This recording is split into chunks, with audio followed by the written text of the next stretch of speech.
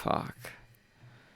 A major controversy erupted online yesterday that we wanted to break down for you. So I don't know if you saw some of this, but 150 different artists and intellectuals and writers and journalists signed on to this letter that basically is in support of open debate and free speech and sort of against cancel culture. So I'm going to watch Vosh's video about the letter. I'm not going to make my own video about the letter, but David Brooks signed it. Chomsky also signed it, which we'll get to later, and I'm sure they will. They're getting there somewhere. Steven Pinker signed it. There's another red flag. Jordan Peterson's probably on here. And the biggest of red flags is the fact that fucking J.K. Rowling signed it. Barry Weiss, probably the worst of the New York Times editorial column. A lot of shit takes about Palestine. A whole lot of Zionism over there. But yeah. It's a big club. No anti-Semitism, but it's a big club, as you can see. But all that being said, if you don't have enough if you don't have a critique of cancel culture yet, you're a joke. In fact, the types of people who say that cancel culture doesn't exist are the types of people who are enabling and abetting and part of cancel culture. It's just like people who are like white privilege doesn't exist. It's the same type of thing. You don't understand the contagion of social cancer that you've allowed yourself to be absorbed and corrupted by and become an agent of. You don't understand. I'm going to read you the first paragraph just so you get a sense of this thing. But the letter is bad. It's in today's political climate, why the fuck would you be concerned trolling like this? Right. Our cultural institutions are facing a moment of trial. Powerful protests for racial and social justice are leading to overdue demands for police reform, along with wider calls for greater equality and inclusion across our society. But this needed reckoning has also intensified a new set of moral attitudes and political commitments that tend to weaken our norms of open debate and toleration of differences in favor of ideological conformity. As we applaud the first development, we also raise our voices against the second. The forces of illiberalism are gaining strength throughout the world and have a powerful ally in Donald Trump, who represents a real threat to democracy. But resistance must not be allowed to harden into its own brand of dogma or coercion. The democratic inclusion we want can be achieved only. Look at how excited Soggers looks over here. Look at his he's like, oh yeah, I cannot wait until I get to fucking cringe at the left. If we speak out against the intolerant climate that has set in on all sides. Okay, so people like Noam Chomsky signed on to. Look at his smugness. Yeah. This J.K. Rowling, who's very controversial, Barry Weiss, Matt Iglesias, Said Jelani, who you all know very well. So it was a wide, Wynton Marsalis. There's a wide range of artists and thinkers who signed on to this, some of whose ideology I agree with, some of whom I very much disagree with. Barry Weiss, for example, I hope you still disagree with. Sure. However, look, my reaction to this was this is fairly non-controversial. I can't imagine exchange of thinking this is information and controversial. ideas is how can you object to that, really? They don't go into any particularly specific. It's not the fact that we're objecting to the norms of free speech and open debate. We're objecting to the normative that we're attacking them in the first place. We're not attacking the norms of free speech and debate. That's not, the movement isn't doing that. And concern trolling about us doing that and aiding and abetting Trump and international rise in right-wing fascism. I guess right-wing is redundant in that sentence, but we're not helping fascists by canceling J.K. Rowling. I'm sorry. It's not. It's not the case. Examples even where people could be like, oh, well, I totally disagree with you on that. It was just very high level, free exchange of ideas. That's not even funny to me. Very high level, free exchange of ideas. Fucking literally let me find Dave Rubin saying the same exact thing. Dave Rubin, high level ideas.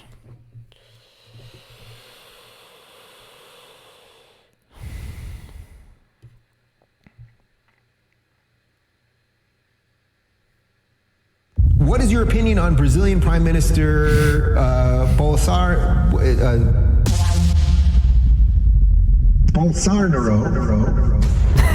All right, yeah, I know. This is getting sidetracked a little bit, but yeah, you get the point. High level, important ideas. Yeah. Yes, some of I now see the fact that whoever said she was like a more attractive female, slightly smarter Dave Rubin was totally correct. the people on this thing are total hypocrites and have engaged in like cancellation, cancel culture, and all of that. So let's put that out there as well. But just on the substance of the letter, I was like, okay, what's the big deal here? But people freaked out. People are freaking out because what they're saying is that this legitimizes the idea that the left is always freaking out, by the way. There's cancel culture in the first place. And just to give you a perfect example about what has happened is that people, the left largely, is now trying to cancel the people who signed this letter. Just completely. But yeah, the people who say cancel culture doesn't exist are just part of it. Watch Contra's canceling video, and you'll understand the concept. And like, we need an understanding of these things. We need an emotionally intelligent left if we want to establish an actual movement for collective class-conscious working-class politics. Like, if that isn't your goal, like, I don't understand what you're doing. Like,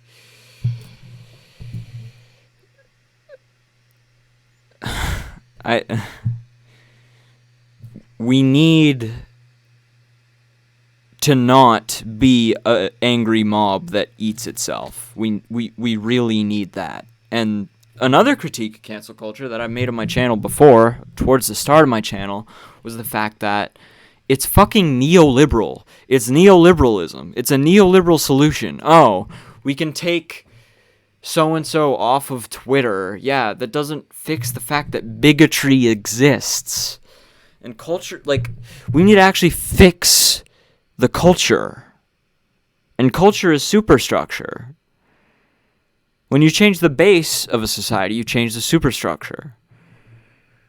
So we need to establish better material conditions and material change, real substantial material change in a progressive direction, genuinely, and true systemic structural changes if we expect our culture to change in any good way as far as eliminating bigotry.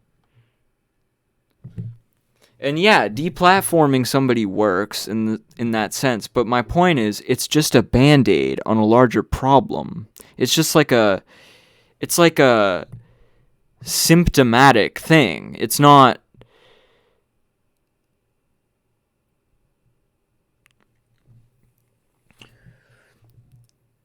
I don't know if it changes culture. It just changes the platform.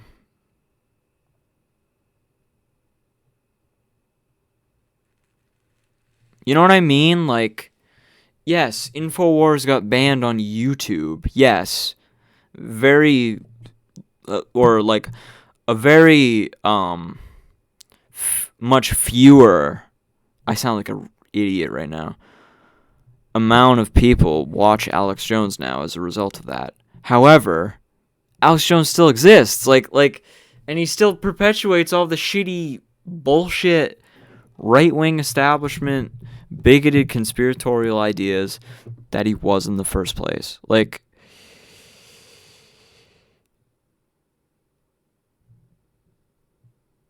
we need a critique of what people call cancel culture. We need a critique of ourselves. We need this part of our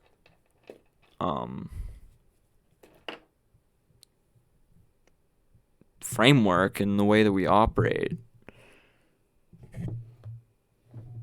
In my opinion. Completely Which only legitimates validates their point. their thesis. So But these people are clowns. this is one of the signatories of the letter, Jennifer Finney Boylan. She says, I did not know who else signed that letter. I thought I was endorsing a well-meaning, if vague message against internet shaming. I know Chomsky and Steinem and Atwood were in, and I thought, good company. The consequences are mine to bear. I'm so sorry. Gosh. The most egregious example, though, is from a Vox staffer. Her name is Emily Vanderwerf, and she writes, as a trans woman who very much values her position at Vox and the support of the publication, I was deeply saddened to see Matt Iglesias' signature on the Harper's weekly letter. Matt is entitled to his own opinion. However, but the letter, signed as it is by several prominent anti-trans voices and containing as many dog whistles as it does, ideally would not have been signed by anyone at Vox. She later goes on to say that she felt unsafe as a result of Matt Iglesias, a permanent person who also works at the same company as her, signing this letter alongside who I assume she's saying is J.K. Rowling here. But she What are the claims, dog whistles? here's what she I mean, yeah, that would make me kind of like, eesh, if somebody who worked with me signed a letter about cancel culture that J.K. Rowling also signed, I'd be like, yeah, that's cringy. Jesus, the bourgeois puppets.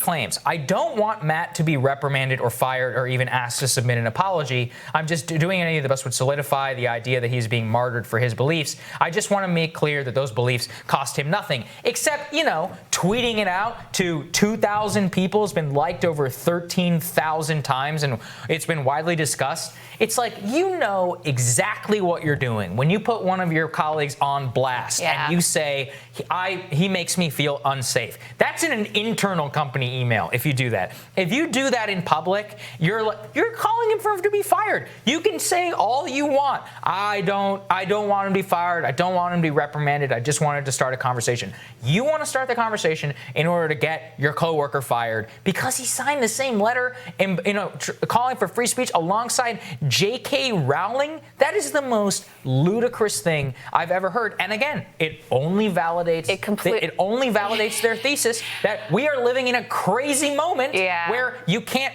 What was it, David Shore? This is the person. I think this is while you were gone. He was a researcher. No, I was there for that. Who got fired? Who got fired for citing a black man's research around police violence or something like that? That is insane. Sorry, that means we're living in an insane moment. And I'm generally loath to be like the left is canceling everybody, but it's true. No, you're not. No, he is not. Sogger knows what he does. He knows his job. This is his fucking whole shtick, dude. Is the left is crazy. I hate to be like the left is crazy. No, you don't. Your entire narrative about 60s sociology professors in the Frankfurter school and shit is like the left is crazy. That we heard you say that on Joe Rogan. I don't understand. It's actually happening. So here's the thing is I get some of the sensitivity. It's actually happening. People like this are just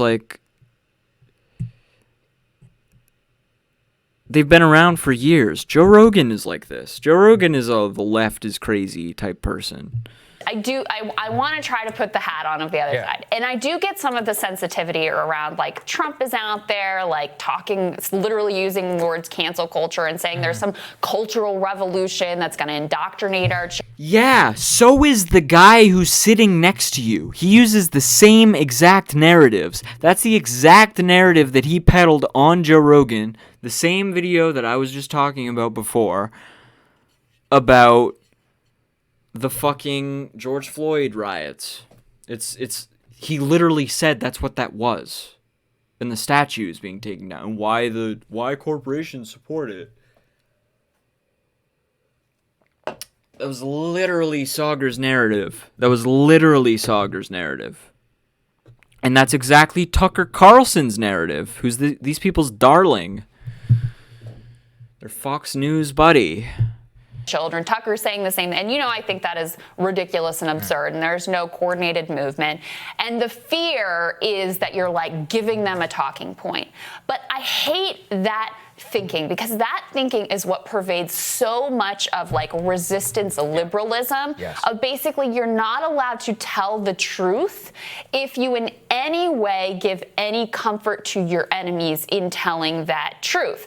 So look, I don't think that this is the cultural revolution. I don't think that this is the number one issue in America. I think if you polled Americans, they'd be like, I care Soggers like, are you sure? about the pandemic and my frickin' job and like staying safe and not dying and being able to earn a living. Yes. Right? But that doesn't mean that this isn't a real thing. And the reaction to this shows that it is, in fact, a real thing. Because if you put aside the people that are on the letter and whether you agree with them or not, or they're problematic or toxic, I mean, that's one of the things I really object to that we've spoken to here as well, that like, oh, if this person is problematic, then also everybody who associates with that person is also like infected with that. Madness. It is insane. And so let's put aside the people who are on it for a moment. If you just read the substance of this letter, it is so innocuous. Yeah, exactly. The fact that it would be so triggering to people is actually deeply disturbing. And Krystal and SogChamp should get a me, as someone who tends to have this view of like, cancel culture, I mean, yeah, it's a thing and let's talk about it, but it's not that big a deal. It actually the response to it made me be like, oh, maybe this is a bigger issue than I have frankly. They're doing it. They're turning her. They're turning her. You hang out with them long enough, you start thinking like them. Holy shit. Maybe cancel culture is a bigger issue. Krystal, maybe cancel culture is a big issue, ball. Given it credit for being. That's exactly, and Robbie Suave, we disagree on a lot, the libertarian guy. Yeah. Reason, he actually wrote the book, he called it. He was talking about how when this kind of campus culture, which everybody obsessed over, migrates into the most elite institutions in America, newsroom. Dude, I guarantee you the gender studies departments of my college and other colleges are not the same. They don't agree with newsrooms about things. Like, the cultural elites are not progressives in this country. They're fucking bourgeois capitalist conservatives who want to keep their power. They're steadily becoming fascists. And I hate that I have to constantly remind people of this. But it's like, this is a game they're playing. SogChamp is a liar. He's pulling this Tucker Carlson game on you and scapegoating me so that you don't look at the people who write his paycheck, which is one of Trump's friends, is the owner of the Hill. Etc. This is what happens. They bring their norms and what they want, cancellation and unsafe language and all this other stuff back into the workplace, and that is what has a wider, broader cultural phenomenon. And throughout American history, it has much more often been the left. No, God, he doesn't even get how it works. The white fragility shit that's not really going to fix the cultural problem either. Like, giving people jobs training is not going to make people not racist. Social justice migrating to the workplace and liberal identity politics, bourgeois feminism and shit isn't going to solve the problem. It's not radical. These people, Soggers is just crying about liberal feminism. Left that has been like censored, deplatformed. From the right.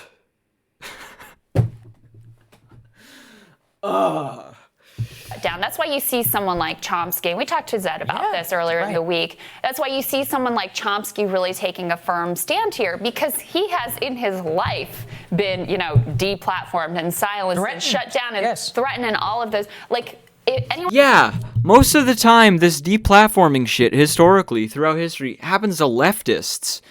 And specifically anti-Israel, pro-Palestine organizations get fucking censored by campuses and shit all the fucking time. Like,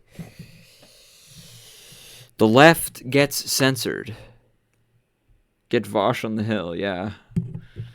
Anyone on the left who doesn't understand the history that this tends to fall much more heavily on the left than the right is just wearing massive blinders. Like, if you don't think that this is going to come for you, especially people who are focused on, really sensitive issues like the Israeli-Palestinian relationship. Yeah, that is an issue. Or the future of that country. I mean, these are things that can get you censored, fired, banned, like completely shunned from polite society. There's also an idea that the individuals who signed this letter are like privileged, and in a way they are, right? Yeah, I mean, Noam Chomsky and J.K. Rowling and Barry Weiss are fucking pretty privileged people, I would say. These are people with massive platforms and massive power. And so the idea was kind of like, oh, they're just worried about their own standing and jobs. And yes, I'm sure that is part of the dynamic, is like, yeah, they're worried about their own ability to speak. But no it's definitely self-interested. one's going to be able to cancel, like, Noam Chomsky. No one's going to be able to cancel and, like, sideline Wynton Marsalis or J.K. Rowling. It really is actually more of a danger for people. J.K. Rowling just came out and canceled herself. Like, anyone who likes J.K. Rowling anymore is like, that's how you tell you're talking to a bad person. Like, People who have less of a platform, less even though bad people don't exist technically, it's like you get my point. of, sort of allies to back them up. They're the ones who are really at risk, like the woman with the Halloween costume, like really at risk of having their lives destroyed and ruined and their jobs lost with no recourse and nothing else that they can do.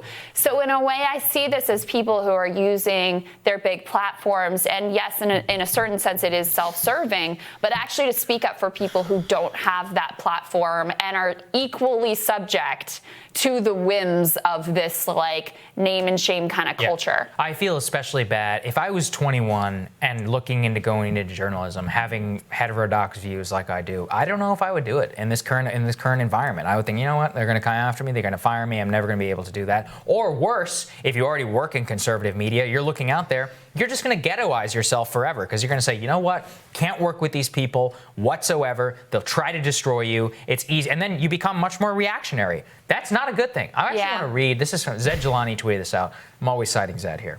It was about George Orwell. He actually had an essay called The Freedom of the Press. And it was actually intended as an introduction to Animal Farm. And it was his biggest fear, George Orwell's biggest fear, was actually self-censorship rather than censorship from the government. So this is what Orwell wrote. The chief danger to freedom of thought and speech. Does Sogger know that Orwell was a socialist? At this moment is not the direct interference of any official body. If publishers and editors exert themselves to certain topics out of print, it is not because they are frightened of prosecution, because they are frightened of public opinion. And in this country, intellectual cowardice is the worst enemy a writer or a journalist has to face. That sinister fact about literary censorship is largely voluntary. Think about all of the voluntary censorship that people are going to engage in because they... Yeah, think about the voluntary censorship that Krystal Ball engages in every single time Soggers says some stupid shit like, oh, the corporations love the protests because they're cultural Marxists or whatever, that type of fashy narrative. And she just kind of sits there and lets him do it. Think about the self-censorship that exists in the establishment. Not the self-censorship that exists because people don't want to be fucking bigots. People's priorities right now are so warped, and you can really tell that it comes from a place of privilege and narrative. And, because when you're listening to somebody who's talking about the so-called narratives of the left or whatever, you have to understand the fact that you're being fed a narrative. As you listen, it's nobody is without ideology. Nobody is without perspective. Nobody is without bias. Nobody is objective. It's everything is a narrative. Everybody is selling you a story.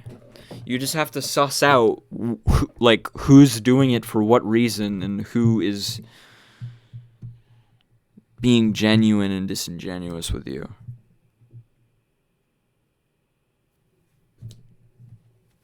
Exactly. Krystal and Soggers are both part of the establishment.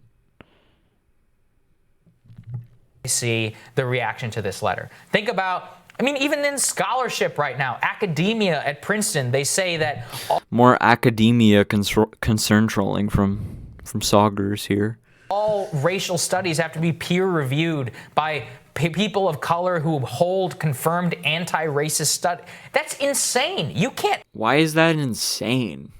have that. You can't have. Wait, peer reviewing academic articles is insane now?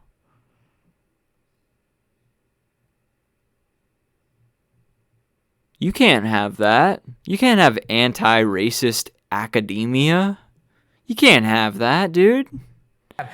You can't have that, he says. Holy shit. Academic scholarship be viewed through an ideological lens. This is not all scholars, everything is viewed through an ideological lens. Inevitably. It's about how good the ideology is. God. pervading the highest institutions of all of our elite culture, much to our dismay and our destruction. Centrists, and I do count these people amongst centrists, although Soggers is probably an actual fascist, like it would be it would be fair to count him in that group because of the right-wing populism. But like, and if you disagree with that little point, just literally go back and watch my other 2 videos on him. But like, centrists will always appeal to a objectivity or a norm or a state of normalcy, which doesn't exist. It's just like an idealist illusion in their head. Like, they don't.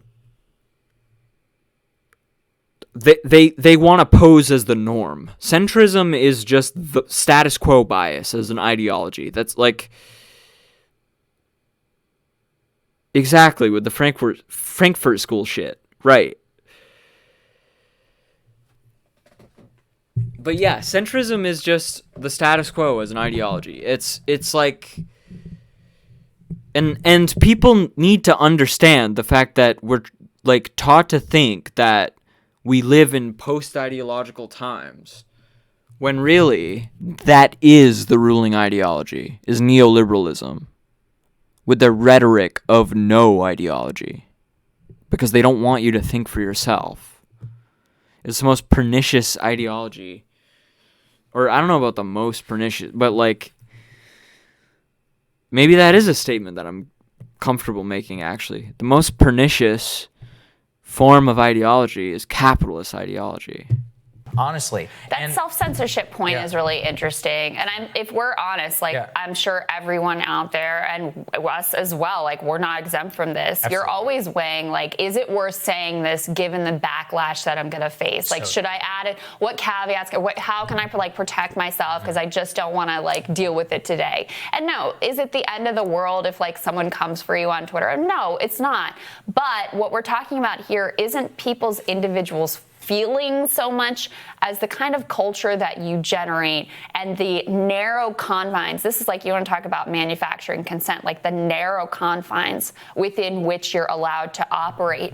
This isn't manufacturing consent, Crystal Ball. That's not what manufacturing consent means.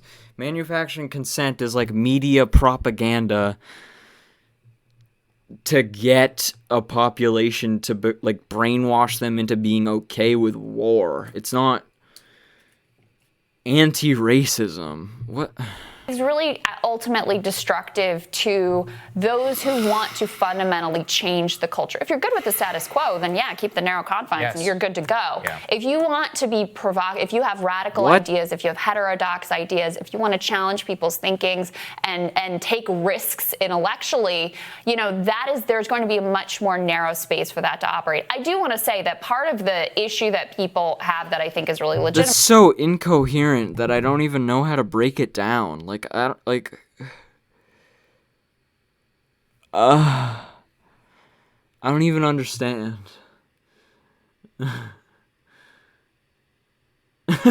Yeah, I don't know. Is there's a lot of hypocrisy on the right around this, where it's like very narrow view of, you know, they don't want themselves to be canceled, but then when it comes for someone else or when someone hurts their feelings, Sure, yeah, then the all the hypocrites. right Yeah. there exactly. And look, to me, the biggest and most terrifying example of this that we have seen and threat to actual First Amendment rights was President Trump having, you know, the military, police, the National Guard crush peaceful protesters. And so if you aren't speaking out against that attack on free speech, then I think that you are very hypocritical trying to glom onto it in other areas. So I think that's where other of the discomfort comes in. But just because somebody's a hypocrite on the issue doesn't mute the point or undermine the point ultimately that the Yes, it does. What else would them being a hypocrite mean? It means they're in the cause disingenuously. It's a cynical move for an ulterior motive because they didn't support the cause in a different connotation. Couldn't rising be, in a way, considered manufacturing consent? I mean, for right-wing populist fascism, yes.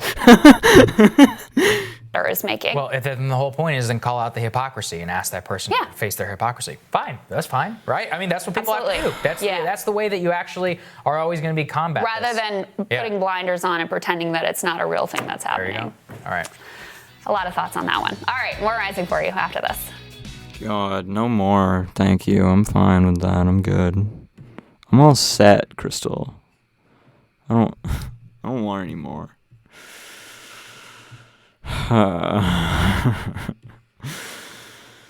Fuck.